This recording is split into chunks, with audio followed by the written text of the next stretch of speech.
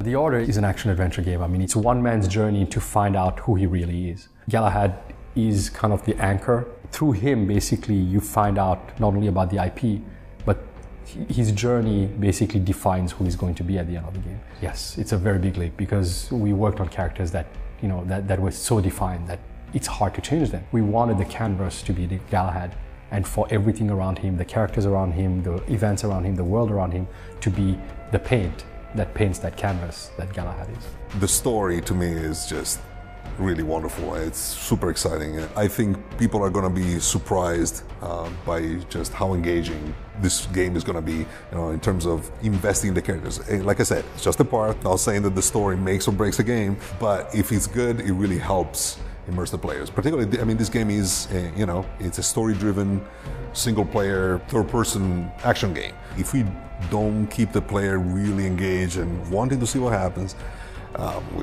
we failed.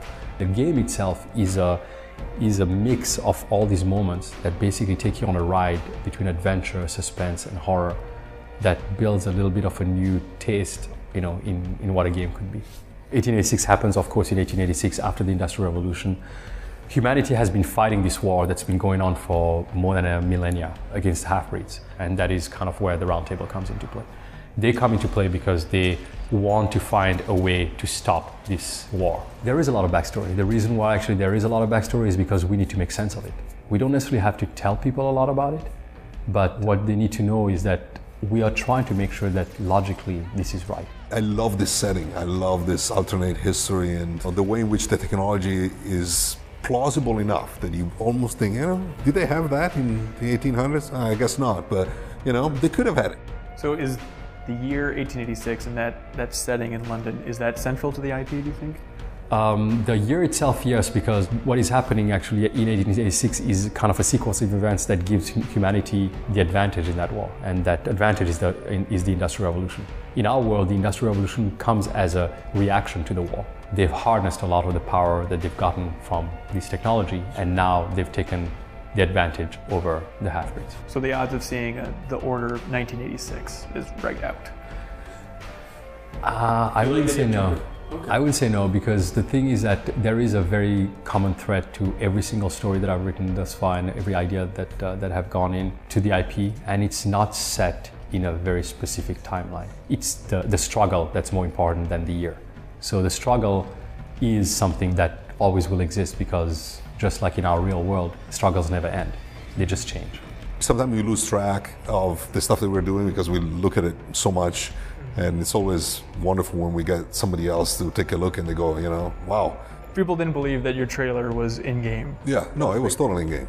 Yeah, it was completely in-game, all in-engine. We have, you know, they're all game assets. That's the real stuff. In fact, it's relatively early stuff.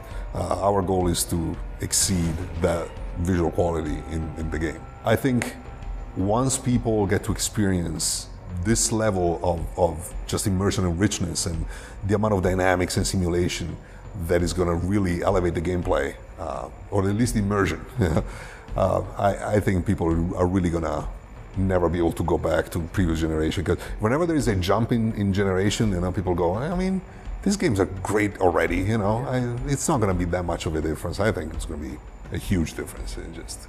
Just give it a little time. I mean, the best case scenario is for somebody to not put the controller down. What we've done in the game is that we've actually built this moment-to-moment thing that happens, that takes you on a ride, that we try to change on you. We try to basically give you a different ride. I just want people to basically get immersed like they get immersed when they watch a movie. The reality of it is that, like, when you watch a movie, you're emotionally involved. And in games, there are only a few games that have been able to, like, really pull that out of people. What we want is that out of people, is that they do start caring. They do start caring because some of those characters kind of reflect them, you know, the way they are, and they're going to find similarities between all those people. I think that's what we want ultimately. It's like, it's connection. We want people to just connect, not put it down, and just play it through and just go on just get entertained and go on a ride, basically.